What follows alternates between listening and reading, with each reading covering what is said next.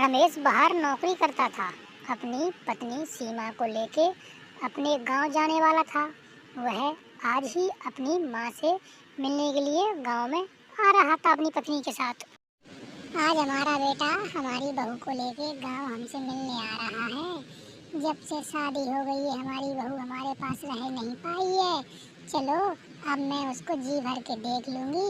अब तो काफ़ी टाइम के लिए हमारे यहाँ आ रही है। हम उसे बिल्कुल भी परेशान नहीं करेंगे।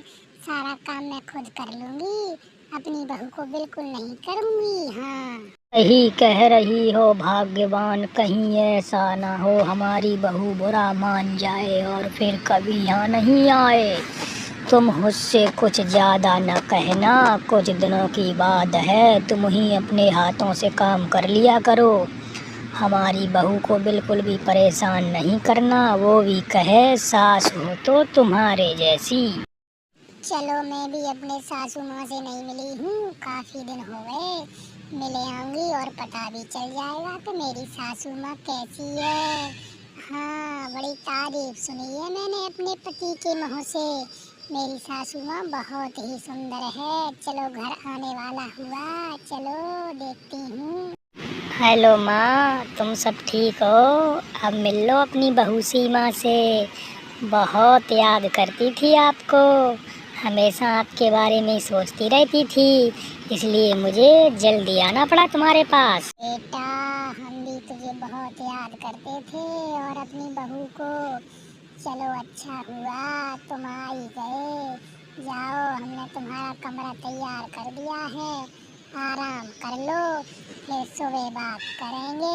अभी काफ़ी रात जो हो गई है। मेरी बेटा को लेके चले जाओ बहू। गहरी रात हो जाती है, सभी अपने अपने कमरे में सोने के लिए चले जाते हैं। चंद्रमा अपनी सतह से ऊपर आ जाता है। दोनों काफ़ी आराम से सो रहे होते हैं। सोते सोते वो खो जाते हैं कि हम कहाँ थे।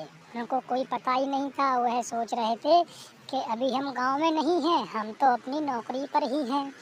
और कुछ देर बाद काफ़ी दोपहर हो जाता है। वह बिल्कुल नहीं उठते और सोते ही रहते हैं। सर पर काफ़ी सूरज निकल आता है, पर सीमा की सासू माँ सीमा को बिल्कुल नहीं टोकती और कहती है बहू परेशान होकर थक गई होगी, उसको सोने दो, उसे मैं नहीं उठाऊंगी।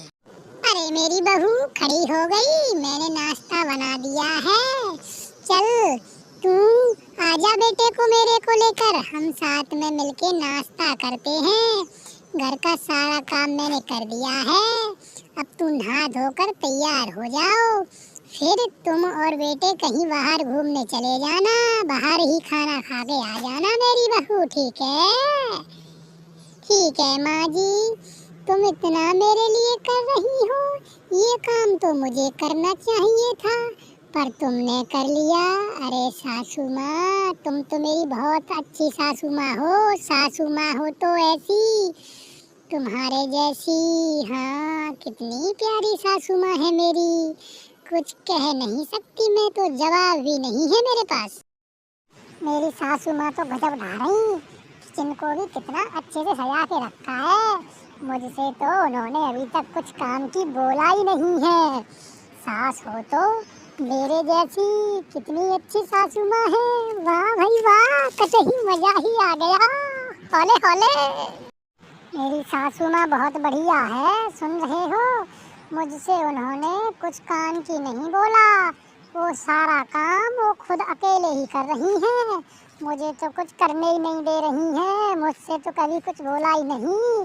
सासू माँ हो तो अपने माँ जैसी हो।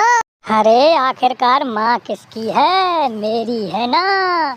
तुम ऐसे ही मज़े करोगी, मेरी माँ कभी कुछ कहती नहीं है, बस उनको अच्छा लगे वो करने दो, तुमसे तो कभी कुछ नहीं कहेंगी। सीमा अपने पति को लेके बाहर चली जाती है, वहीं पर खाना पीना खाती हैं। उनकी सासू माँ उनसे कुछ नहीं कहती, उनको बड़े प्यार से रखती है। सीमा भी सोचती है कि मुझे सासू माँ बहुत अच्छी मिली है, मेरी सासू माँ लाखों में एक है। बड़ी ही खुश रहती थी अपने सासू माँ से। और काफ़ी दिन निकल जाते हैं, बाहर ही खाना खा के आते हैं, बाहर घूमने जाते हैं और कोई बात की समस्या नहीं, दोनों बड़े ही खुश रहते हैं। और सीमा सोचती है सासू माँ हो तो मेरे जैसी।